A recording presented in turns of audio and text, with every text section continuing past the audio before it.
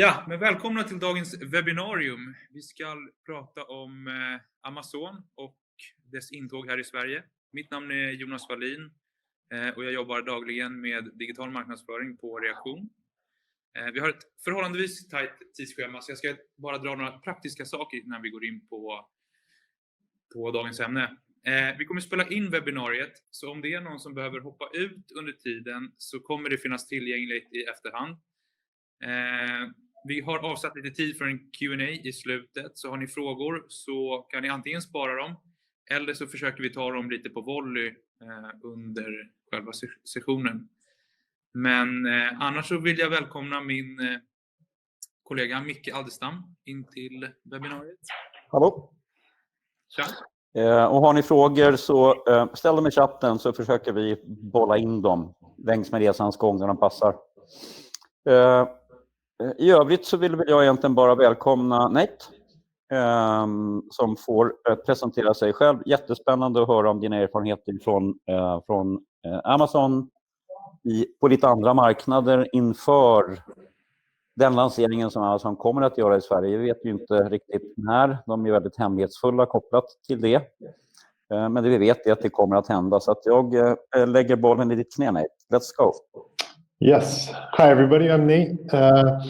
I'm American and just moved here to Sweden about a little over 2 years ago. So apologies. I'll take this in English. I hope that's all right with everyone.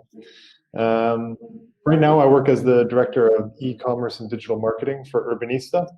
But prior to this, I worked as the e-commerce marketplace manager for Happy Socks, where I took the lead on a project to research and decide how we would approach selling on Amazon, and then eventually launched our products on Amazon in the US, Germany, and the UK, and learned a lot from my mistakes in that process. It's definitely a complex one, so here to share some of those experiences today to help some of you avoid some of the mistakes I made, hopefully. Nice. So let's get into it. Let me just see here. All right. So as a company, what do you need to think about and consider before launching your business on Amazon? Yeah, absolutely. There's a lot of research that needs to be done before approaching Amazon. I think the first thing to highlight is that there's 2 ways to sell on Amazon. First, as a vendor, where you sell your products wholesale to Amazon.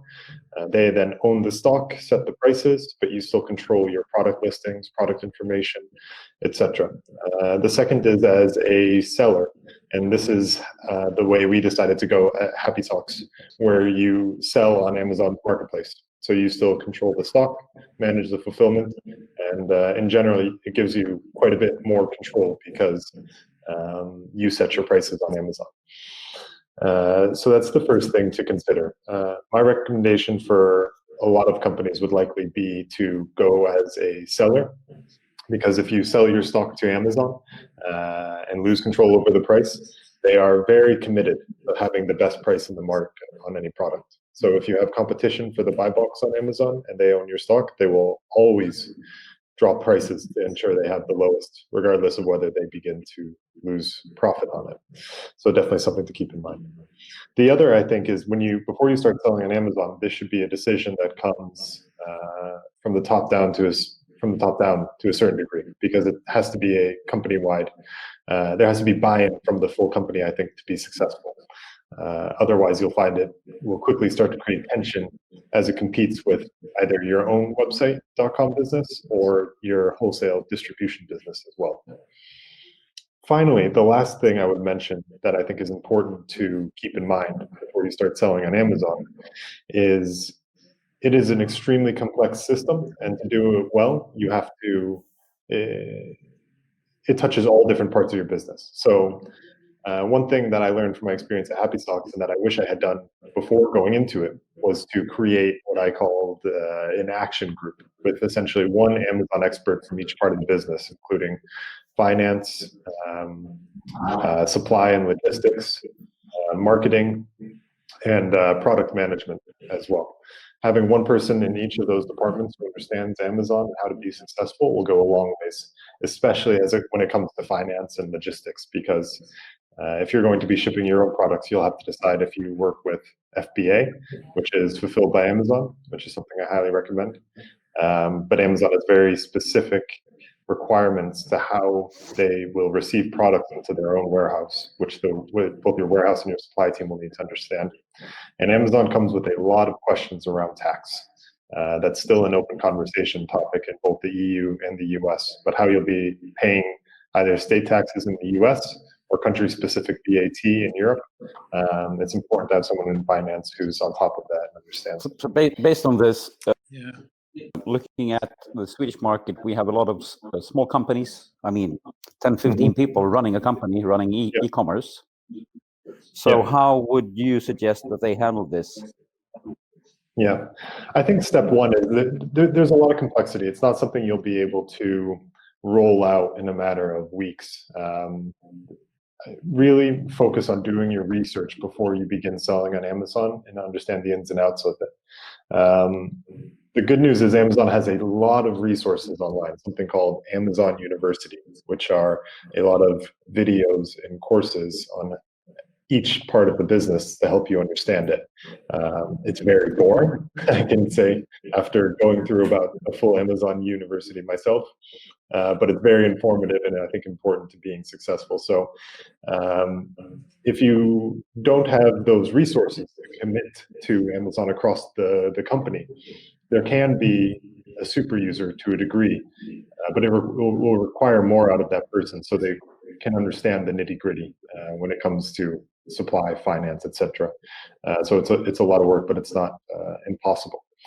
Just make sure to prioritize really understanding the ins and outs before you go on, because anytime that you're violating any of Amazon's policies, they won't hesitate to pull down your product listings. Do you think, Nate, that the ones who decide not to be on Amazon, do you think that those companies will fall behind? And like, if you are a small business, how do you argue with the investment time and commitment that Amazon brings? I think Amazon offers a massive opportunity to businesses of all sizes, even more so, I think, than prioritizing your own direct-to-consumer .com business. Because Amazon, in many ways, levels the playing field more so than trying to run your own e-commerce site. The customers are already there shopping. I think that's something that's important to remember, is that when you're selling on Amazon, you're selling to Amazon customers. You're not selling to Happy Socks customers, for example. These are people that have bought into the Amazon ecosystem. If you look at more developed markets, of course, Sweden won't be there upon launch, but if you look at the US, there's Amazon Video, Amazon Music, audiobooks. They even have grocery stores now, credit cards. People are fully bought into this ecosystem and are very loyal because of it. When you pay for Amazon Prime, all of this is included, and you want to get your money's worth out of it. So perhaps there's somebody who knew they wanted to buy Happy Socks before going to Amazon, but when they start their search, it'll start on Amazon. One statistic that really stood out to me when I was doing my research at Happy Socks is, at least in the US, 60% of all searches that's with a purchase intent start on Amazon and not Google. So I think you will miss out on an opportunity to be successful if you ignore Amazon. But the good news is you can be competitive as a smaller business going against much larger competitors. Since that traffic already exists, you don't have to invest as much into buying traffic as you do with a .com business, where you're investing a lot into Facebook ads, Google search ads. And the complexity is complex, but I think it's less so than a .com website. Right. Check. So once when you've done all your work, you have launched, what then? Yeah, I think there's three principles that are the most important to being successful on Amazon. I think number one to keep in mind is that buy box is king. The buy box on Amazon decides how 80 to 90% of the purchases are made. Here's a great that we have this. So you see in this box only one seller on Amazon can control that buy button. Here, it looks like it's sold by Heart and Soul, so not even the maker of the basics. And you'll run into this quite quickly, especially as a consumer goods product company, where at Happy Socks, for example, on some of our listings on Amazon, there were up to 40 people selling the same product, and only one of them gets to control this buy box. And that takes into consideration, most importantly, price. That's almost always the main deciding factor. Number two is going to be whether your product is eligible for Prime shipping or not. So if you're not controlling these buy boxes, it's going to be very, very difficult for you to be successful on Amazon. Next, I should just say impossible. The next very crucial thing that goes hand in hand in this is Prime. At Happy Socks, we had a very unrealistic goal of thinking we were going to be able to fulfill products ourselves from our own warehouses and be Prime eligible. The standards Amazon has, though, for giving out that what's called seller fulfilled Prime badge, you have to be hitting SLAs of 95 to 96% of your orders have to be delivered in less than 2 days. Especially in a market like the US, for example. Even in Sweden, that would be challenging. It's not likely you're going to hit those SLAs. So that's where Fulfilled by Amazon comes in, where you ship your stock to Amazon warehouses, and Amazon then fulfills it when orders are placed. So once we decided to start using FBA at Happy Socks, we saw our sales increase by almost 100%, just like that, because we all of a sudden started controlling significantly more buy boxes.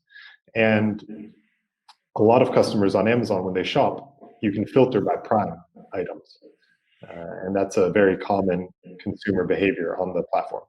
So it'll help you win more buy boxes and be more successful. So that's winning the buy box, having Prime, being Prime eligible products. And then the third is reviews. More so than in any other marketplace website, reviews are absolutely critical to being successful on Amazon.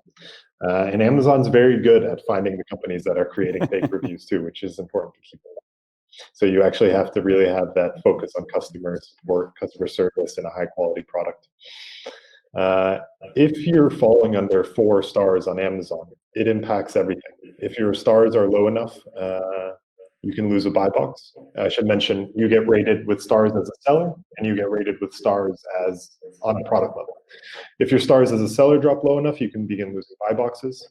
If the stars on a specific product drop below 4, it starts to impact where you fall in search queries, just generic search queries. So for us at Happy Socks, somebody's searching for colorful socks, and we have a low score on our products. You might not be able to hit that second page that will really start driving the volume. So it's extremely important to make sure you keep those scores high, and luckily FBA is one of the ways to do so.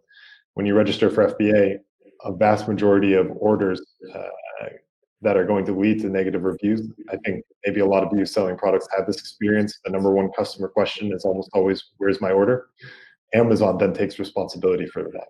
So if you get a 1-star review because the order was late or the product was damaged when it arrived, Amazon will remove those negative reviews and take responsibility for it, which is excellent. Yeah.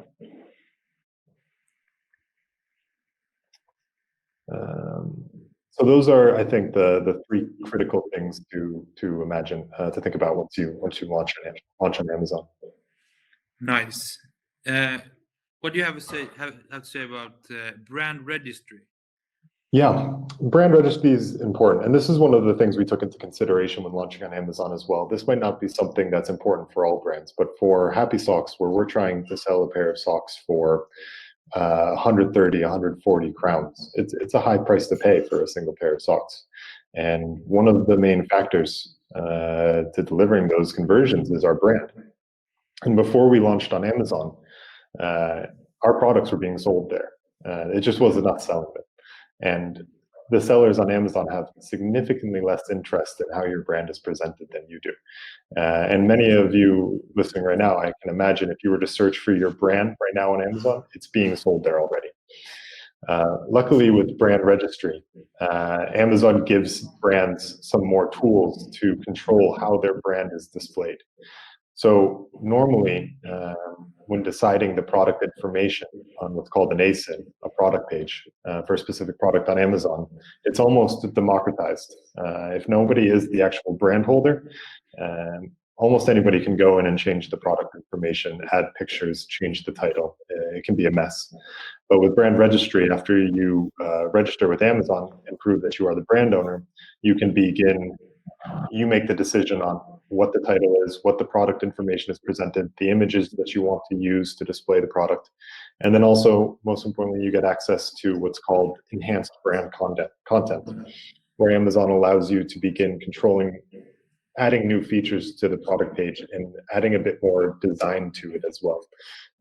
And then finally, you can build your own brand store, which I found Amazon doesn't drive a lot of traffic to these brand stores. They're not easy to find. But it adds some validity to your brand on Amazon.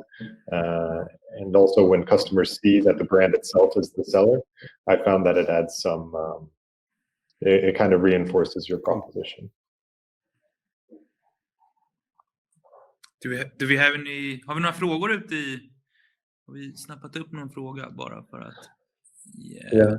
Those are, sorry, Sure. go ahead. No, you go. I just saw the question in the chat. Yeah, those are the three main ones. You know, I think 4 stars is a high bar. Once you drop below 3 stars, that's where you really start getting into trouble. You want to be above 4. You can manage at 3.5, 3.6. If you drop below 3 stars, that's where you start really running into trouble. Because the other thing I should mention is one of the main sales tools on Amazon. They decide who to award those to, and those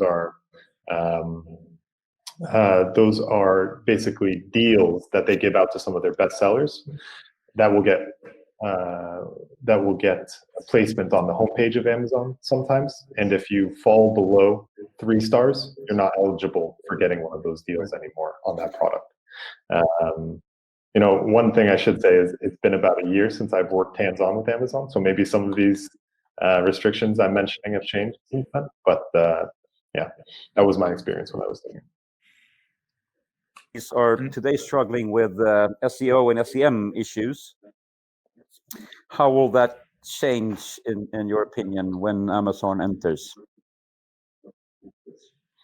Yeah, I think being quick to market in Sweden, if you're going to start in Sweden, will give you a lot of advantages. Before the marketplace really becomes crowded, it gives you an opportunity to have one of the #1 ASINs or products on Amazon in your category.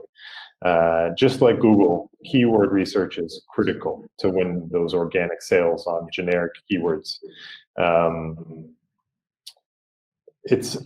I'd like to, something I've heard a lot is Amazon is about 10 to 15 years behind Google. So if you think about Google's own search, and if you think about how Google AdWords works, Amazon's quite far behind that. But that's frustrating to manage yourself if you're the actual power user, because it's not very user-friendly.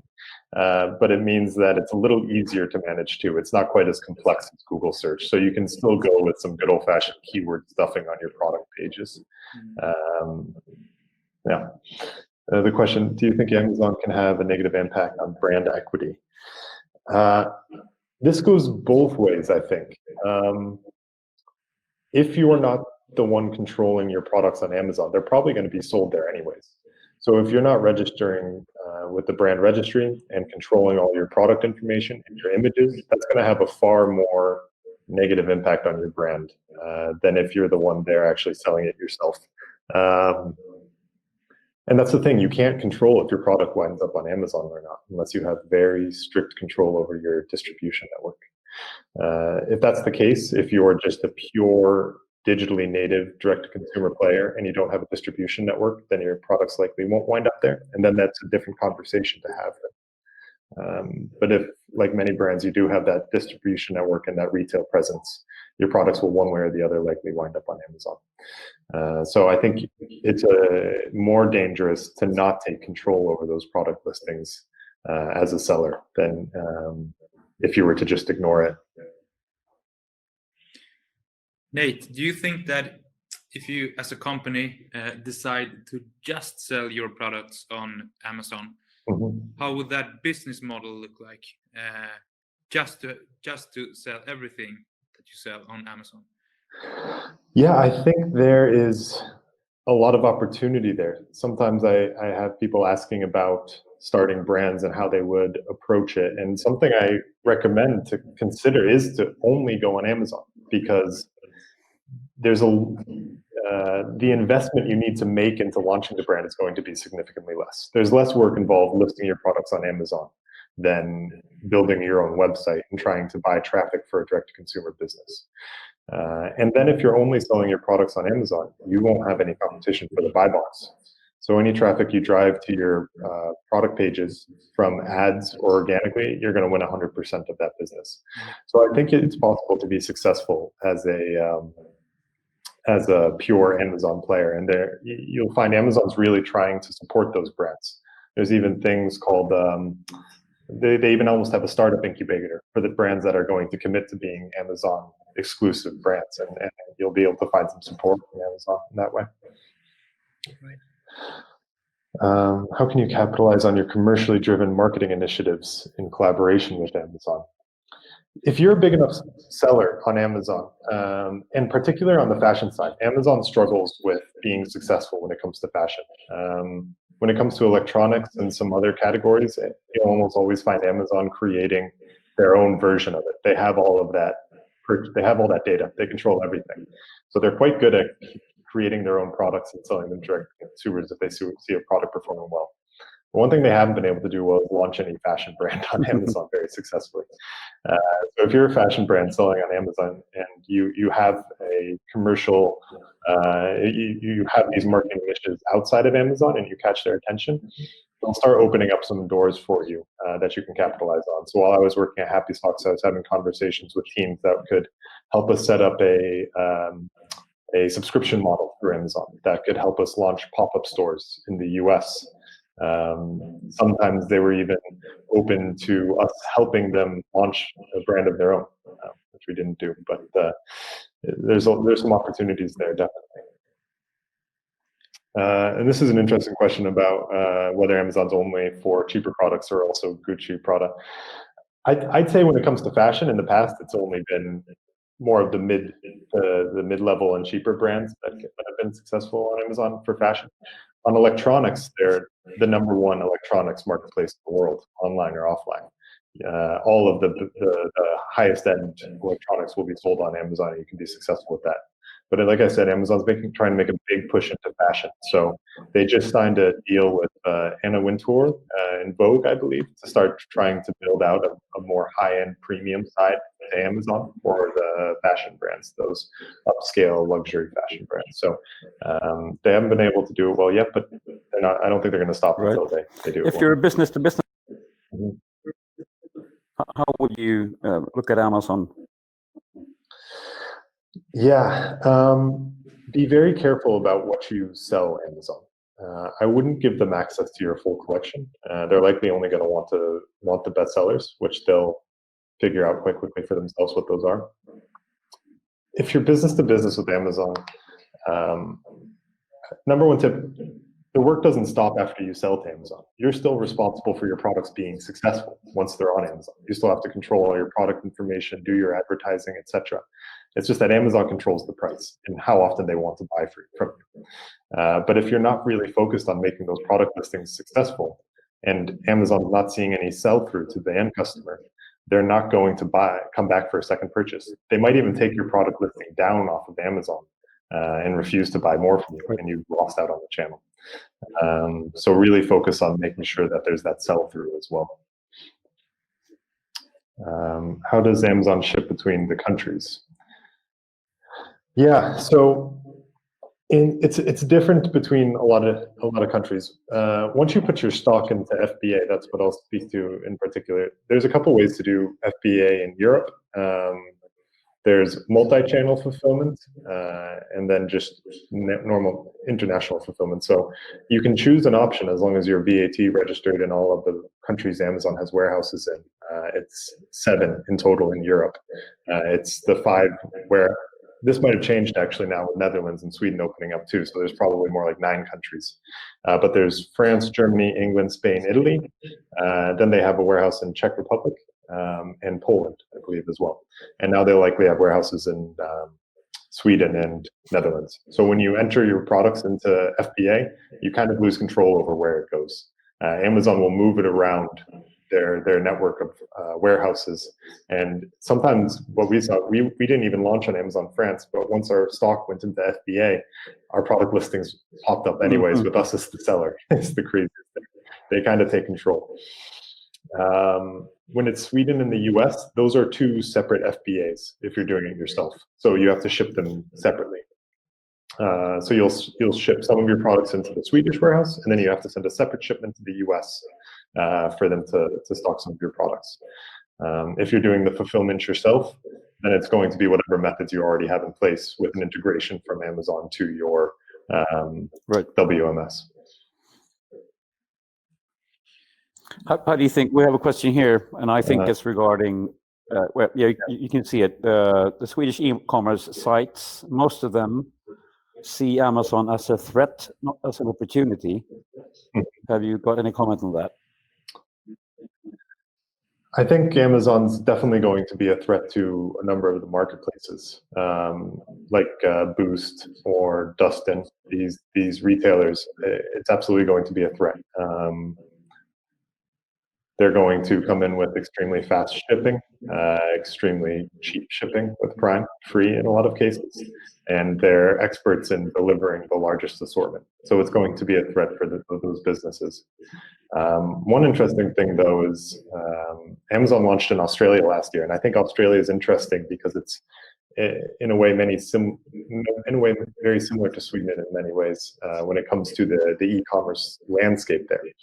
Amazon took a long time to enter the market, and that gave these e-commerce players time to learn from Amazon and get very good at what Amazon's also very good at, which is that customer centricity and the fulfillment, the very fast fulfillment. So there's already high-performing, best-in-class e-commerce sites in Australia, which are creating more competition than I think Amazon, of course, has in markets like Germany and the UK and the US, where they've been since 1999, 2000, 2005.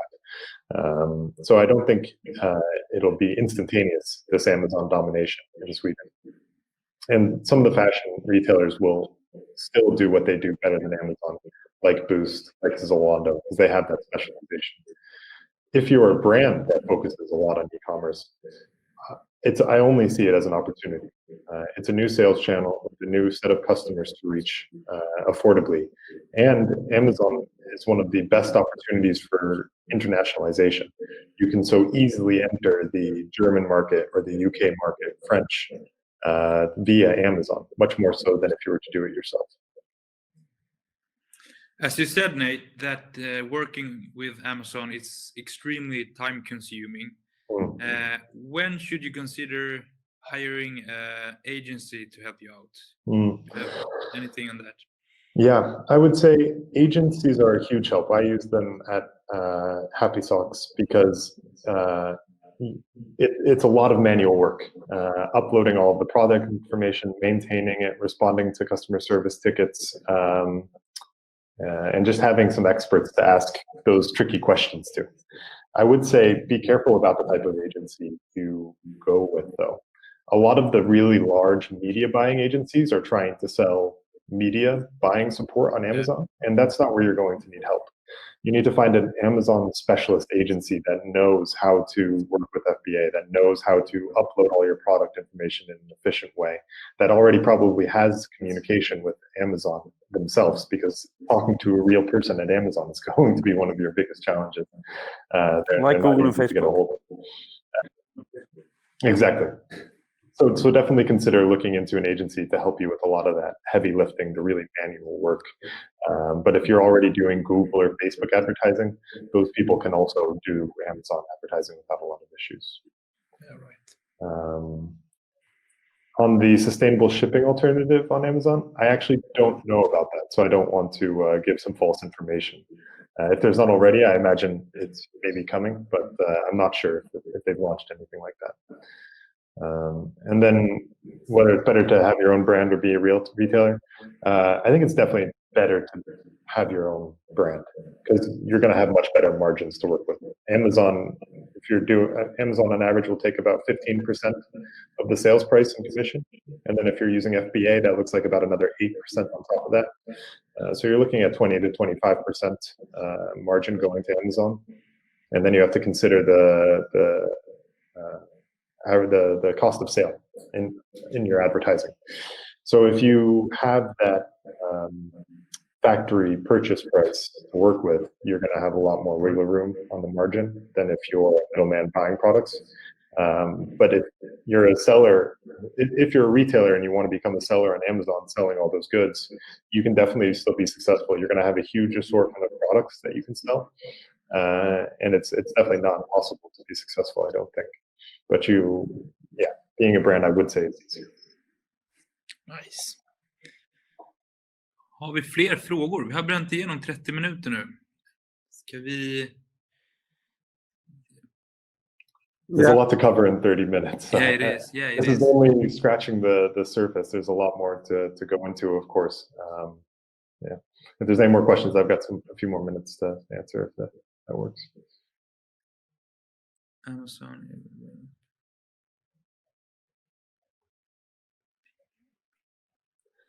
Yeah, being a brand will help you win the buy box. The buy box is a mystery. It's a black box. So no one really knows everything. Nobody knows the exact algorithm that decides how you win the buy box. A lot of people believe being the brand does give you a little benefit, but you can absolutely lose the buy box. I think at Happy Socks we had about 60% buy box control when I left. And that's just because we didn't have a good control over our distribution network. So there would be people selling our products for 50% off just day to day. And we made the decision that we weren't going to be the ones to lower the price. So we would lower our price to win the buy box to a 15% discount. And anything above that, we would just raise our price back to the MSRP level, hope that person ran out of stock, and then work with the sales team to try and hunt down where that reseller was finding stock and make sure they couldn't buy more in the future. How can a Swedish company prepare themselves before they launch their Swedish website? Yeah, before they launch on Amazon. What can they do right now to prepare, as we don't know the launch date? Yeah. Right now, there's a lot that you can learn about how you're going to work with Amazon. So start researching vendor versus seller models and decide which of those you think is best for you. I'll say again, I would continue to recommend seller so you can control your price, which is critical. Begin working with your warehouse. If you want to do FBA, begin working with your warehouse on what the requirements are from Amazon on the size of the pallets, how to load the pallets, etc. If you're going to do the shipping yourself, you need to begin looking into how you're going to enable that integration from Amazon to your warehouse management system. Channel Advisor is the dominant option in the market for that type of integration. But another one I would recommend is Product. They're a challenger that I've heard good things about. And then I'd say the last thing is just begin organizing your product information in the Amazon fashion, the way Amazon wants it to be organized in an Excel spreadsheet. Collecting everything you need in terms of images, product descriptions, material, what the products are made up of. I thought that was going to be an easy project at Happy Socks. Of course, that products are easily accessible, but no, not. It wasn't for us. So I think it might be a bit more difficult than you would imagine. Yeah.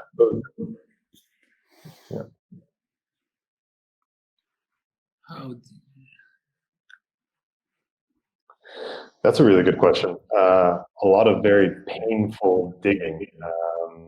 When you go to just below the buy box, it'll say, so this is who you can buy from now, or see, 4v1 other sellers, and go through that list. And then you can always see the company selling. And I believe Amazon actually just set a rule now, which was a long time coming, coming, where at least in Europe, sellers are required to share their contact information in VAT, so their business address and their VAT registration number, which is going to help brands find these resellers much easier. I bet you there is a tool that can scrape Amazon and find this information though. I just wasn't clever enough to think of that at the time. So definitely something to look into. That's smart. Yeah. I think we're a little bit over time. Is there any more questions? Yeah, external. Okay. External interview through Facebook and so on. I think you can definitely, yeah, that's an interesting question. Facebook could be interesting. If you're really committing to Amazon, it's something I never did. You could definitely run ads on Facebook that drive traffic to Amazon. If you choose, that's how you want to prioritize your business. We always decided to prioritize happysocks.com. Amazon was just incremental business is the way we viewed it. But if you want to run ads on Facebook, I think that could be successful. The one challenge you're going to have is that you're not going to be able to tag the Amazon product page, of course. So you're not going to be able to work against conversion goals. You'd have to set your goals on Facebook based on click-through rates. So that could be a little challenging to optimize. Yeah, cool. Yeah. So thanks, Nate. Yes, of course. Nice having you and giving us some of your experience. Yes. Yeah, like I said, I made a lot of mistakes. So a lot of the learnings I shared today was because I did it wrong the first time. And I had to do it the second time. So yeah. And if anybody has any questions, feel free to find me on LinkedIn and follow up. I love talking about Amazon. So yeah. It shows. Yeah. Yeah. Nate Travers. Yeah. LinkedIn. Great. All right, guys. So take care and have a good Thursday. Yep. Thanks, everyone. Bye-bye. Thanks. Thank you. Bye-bye.